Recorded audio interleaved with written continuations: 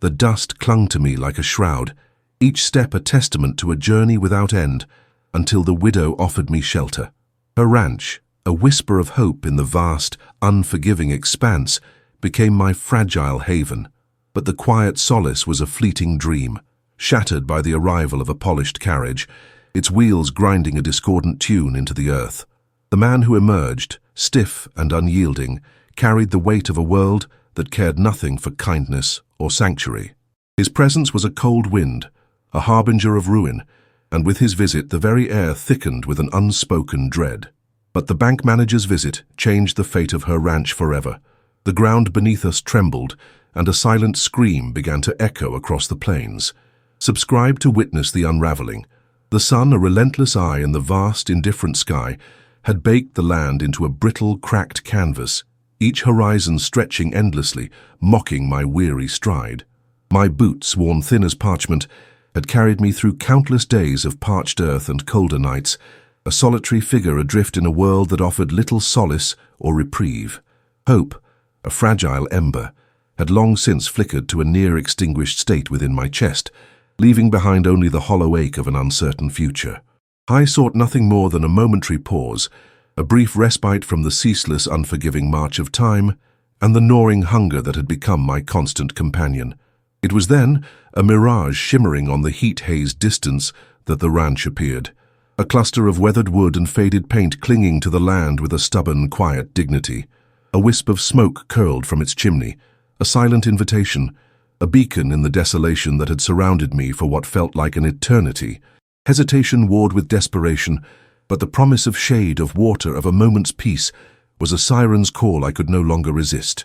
My steps, once dragging, found a renewed, almost desperate purpose as I pushed towards the faint outline of human habitation.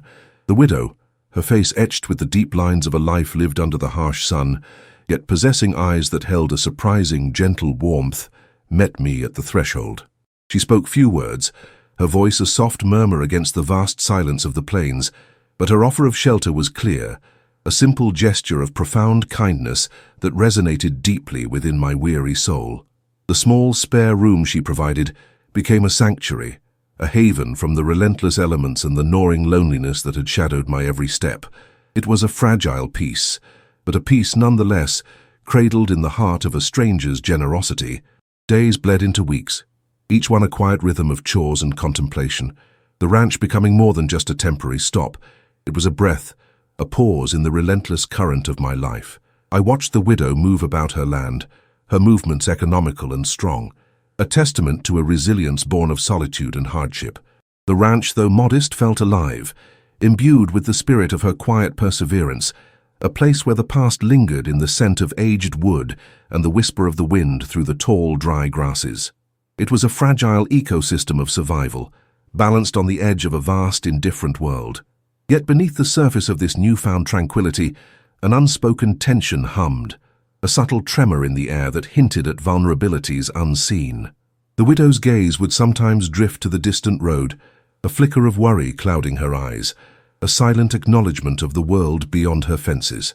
The ranch, for all its quiet strength, felt like a solitary island, constantly besieged by unseen currents, its very existence dependent on a delicate balance that could be easily disrupted by the slightest shift in the winds of fate. There was a sense of something precious, yet precarious, hanging in the balance. Then one morning, as the sun began its slow ascent, painting the sky in hues of amber and rose, a distant cloud of dust appeared on the horizon, growing steadily larger, closer. It was not the familiar dust of a lone rider or a passing wagon, but something more deliberate, more imposing. A polished carriage, gleaming incongruously in the raw landscape, emerged from the shimmering heat, its wheels churning the dry earth into a fine, choking powder. The sight of it, so out of place, sent a cold shiver down my spine, a premonition of disruption. Subscribe to witness the storm. The carriage, a dark, imposing silhouette against the pale morning sky, pulled to a halt, with a jarring creak of its springs, its polished surfaces reflecting the harsh light like a predator's eye. From within its confines emerged a man of stark contrasts to the rugged landscape. His suit, impeccably tailored, seemed to absorb the dust rather than collect it, and his hat, a stiff, unyielding dome, cast a deep shadow over his face. His movements were precise, deliberate, each step measured, devoid of the casual ease that marked those who lived and toiled under the open sky. He carried a leather satchel, thin and severe, clutched tightly in one hand. His eyes, when they finally met the widow's, were cold and assessing, like those of a merchant appraising a piece of property, devoid of any warmth or recognition of the human spirit that resided within her. He did not offer a greeting, nor did he acknowledge my presence, his gaze fixed solely on the ranch house as if mentally calculating its worth, its potential for profit or loss. His very posture exuded an air of authority, an unspoken declaration of purpose that was both unsettling and deeply intimidating, a stark reminder of the world's unyielding demands. The widow, usually so composed, seemed to shrink slightly under his scrutiny, a subtle tremor passing through her frame, though her chin remained stubbornly raised. She stood her ground, a fragile sentinel against the encroaching shadow he cast, her hands clasped loosely before her, a silent testament to her quiet defiance. The air between them crackled with an unspoken tension, a battle of wills waged not with words, but with the weight of expectation and the cold, hard reality of numbers. It was a confrontation that felt inevitable, yet no less devastating in its arrival. The bank manager, for that was clearly his profession, began to speak. His voice a low, resonant drone, each word clipped and precise, devoid of any inflection that might betray emotion. He spoke of ledgers and overdue payments, of interest rates and foreclosures, a lexicon of financial ruin that seemed utterly alien in the quiet, sun-drenched yard. His words were like stones, heavy and unyielding, dropped one by one into the fragile pool of peace that had settled over the ranch, sending ripples of dread outward, threatening to shatter the surface entirely. I watched the widow's face, a canvas of quiet endurance as the manager's pronouncements washed over her. A flicker of pain, quickly masked, crossed her features, but she did not flinch, did not break eye contact. Her silence was not one of defeat, but of a deep, ingrained resilience, a refusal to be easily broken by the cold, impersonal machinery of the world. It was the quiet strength of the land itself, enduring the relentless sun and the biting wind, finding a way to persist against all odds, even when the odds seemed overwhelmingly stacked against it. The manager concluded his monologue with a final chilling statement, a deadline, a non-negotiable ultimatum that hung heavy in the air, sealing the ranch's fate with the cold finality of a gavel strike. He turned, his business concluded, and returned to his carriage, leaving behind a silence far heavier than any noise. The dust stirred by his departure settled slowly, but the shadow he cast remained, a stark, indelible mark on the land and the heart. Subscribe to witness the fight for what remains. After the manager's departure, a profound silence descended upon the ranch, heavier than any I had known, a silence pregnant with the weight of unspoken fears and the chilling echo of his pronouncements.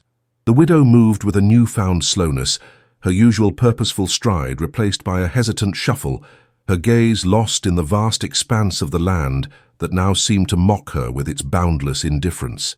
The very air felt thinner, colder, as if the lifeblood had been slowly drained from the vibrant heart of the homestead, leaving behind only a hollow, aching void. In the quiet hours that followed, as the sun dipped below the horizon, painting the sky in melancholic hues of orange and bruised purple, the widow began to speak, her voice a low, raspy whisper, like the rustle of dry leaves in a forgotten wind.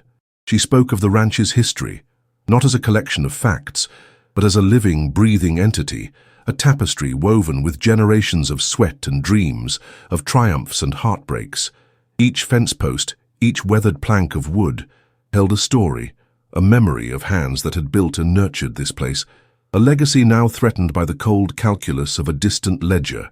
She recounted the early days, the arduous struggle to carve a life from the unforgiving earth, the relentless toil under a sky that offered both bounty and brutal scarcity.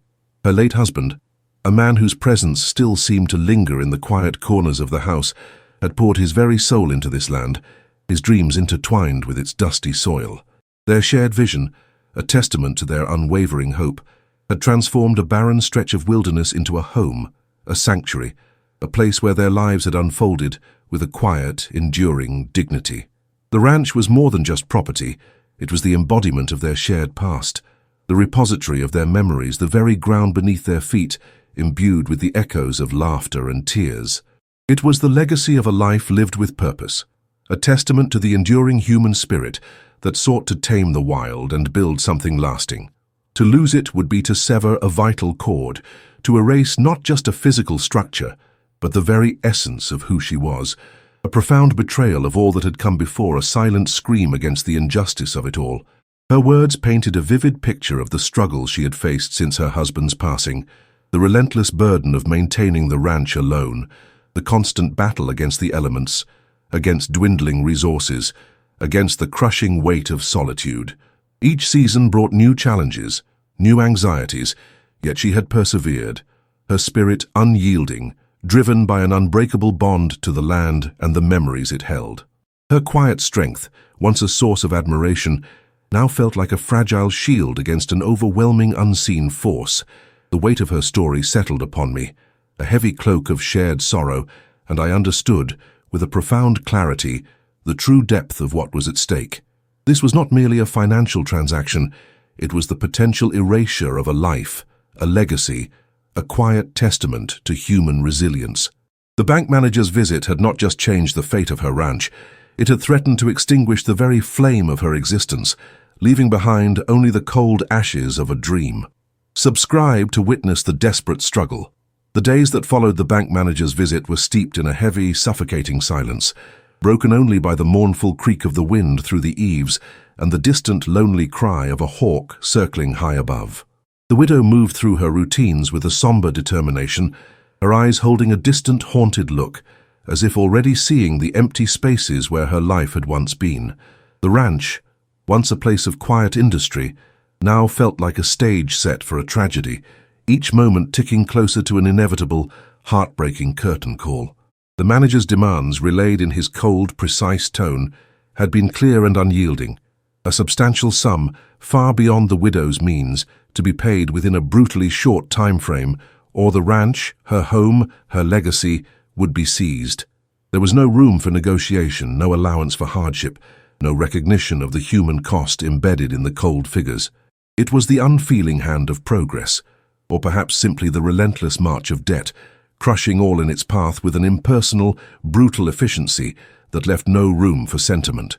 I watched her pore over old papers, faded ledgers, and tattered documents, her brow furrowed in concentration, searching for a forgotten loophole, a hidden clause, any glimmer of hope in the labyrinthine world of finance. But the numbers were stark, unforgiving, a testament to a system designed to protect itself, not the vulnerable. Each calculation seemed to deepen the lines of despair on her face, the weight of the impossible task pressing down upon her, threatening to extinguish the last flicker of her indomitable spirit. The legalities explained in the manager's clipped phrases were a tangled web of clauses and conditions designed to ensnare and entrap, leaving no escape for those caught in its intricate threads. It was a language of power, spoken by those who held the reins of capital, a language utterly foreign to the simple, honest toil of the land. The widow, for all her resilience, was outmatched, outmaneuvered by a force she could neither comprehend nor combat, a force as vast and impersonal as the very plains themselves. The feeling of being trapped, of watching an inevitable disaster unfold, was a bitter taste in my mouth. The ranch, once a symbol of enduring strength, now felt like a cage, its boundaries defined not by fences, but by the invisible chains of debt. The vastness of the surrounding landscape, once a source of freedom, now seemed to mock our confinement, emphasizing the futility of resistance against such an overwhelming, systemic force. There was no escape, no hidden path, only the cold, hard reality of the impending loss. The inevitability of the outcome hung in the air like a shroud, a silent, suffocating presence that permeated every corner of the ranch. The manager's visit had not just delivered a message, it had sealed a fate, a decree from a distant, unfeeling world that cared nothing for the sweat and tears poured into this land. The quiet despair that settled over the homestead was a testament to the crushing power of a system that valued profit over people and property over the very soul of a home. Subscribe to witness the final, heartbreaking farewell. The day arrived, shrouded in a pall of grey, heavy clouds that mirrored the despair in our hearts, a sky weeping silent tears for a fate already sealed. The air hung still and cold, devoid of the usual whispers of the wind, as if even nature held its breath in solemn anticipation of the inevitable. The ranch, once a vibrant testament to life and resilience, now stood as a silent monument to loss, its very timbers seeming to sag under the weight of an unspoken sorrow that permeated every dusty corner. The bank manager returned, this time accompanied by a grim-faced deputy, their presence a stark, undeniable symbol of the law's unyielding hand and the finality of the proceedings. Their movements were efficient, devoid of emotion, as they went about their task, their voices low and businesslike, discussing inventories and deeds as if the very soul of a life was merely a collection of items to be catalogued and dismissed. Each word was a nail in the coffin of a dream, hammering home the brutal reality of the situation.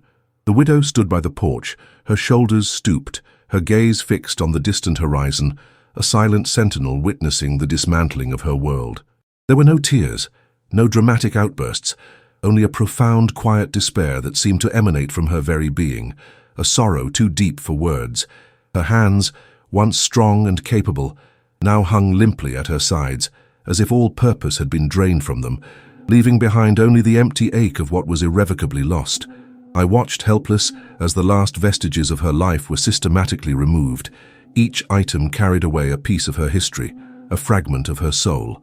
The silence that followed the creak of the wagon wheels as they pulled away, laden with her meager belongings, was deafening, a vast, echoing emptiness that swallowed all sound. The ranch, once a haven of warmth and life, was now a hollow shell, its windows like vacant eyes staring out at a future that held no promise, only the cold, stark reality of abandonment. The sun, breaking through the clouds in a final, cruel flourish, cast long melancholic shadows across the now empty yard, illuminating the dust motes dancing in the air, remnants of a life that had once thrived there. The wind, finally stirring, whispered through the deserted rooms, carrying with it the faint scent of aged wood and forgotten dreams, a haunting lament for what was and what would never be again. It was a profound, aching emptiness that settled deep within the very bones of the land. The bank manager's visit had not merely changed the fate of her ranch, it had erased a chapter, silenced a song, leaving behind only an echo in the empty plains, a stark reminder of the fragile nature of sanctuary in a world governed by cold, unfeeling calculations. The widow, a lone figure against the vast, indifferent landscape, walked away, leaving behind not just a home, but a piece of her very essence, scattered to the winds. Subscribe to remember the cost of progress. After the relentless and unyielding visit from the bank manager, which laid bare the stark, unforgiving reality of her financial predicament, the widow's fate was sealed with a chilling finality. The narrative paints a poignant picture of her slow, agonizing descent into a profound despair as the days dwindled towards the inevitable deadline. Despite her quiet resilience and her desperate attempts to find a solution, poring over faded ledgers and tattered documents, the cold, hard numbers presented an insurmountable barrier, a system designed to protect itself rather than the vulnerable. She was caught in a tangled web of clauses and conditions, a language of power utterly foreign to her life of honest toil on the land, leaving her outmatched and outmaneuvered by a force as vast and impersonal as the very plains themselves. The culmination of this tragic sequence arrived on a day shrouded in a heavy grey pall, a sky that seemed to weep silent tears, mirroring the despair in her heart. The air itself hung still and cold, as if even nature held its breath in solemn anticipation of the inevitable. When the bank manager returned, accompanied by a grim-faced deputy, their presence was a stark, undeniable symbol of the law's unyielding hand and the absolute finality of the proceedings. The widow, a figure of quiet devastation, stood by the porch, her shoulders stooped, her gaze fixed on the distant horizon, a silent sentinel witnessing the systematic dismantling of her entire world.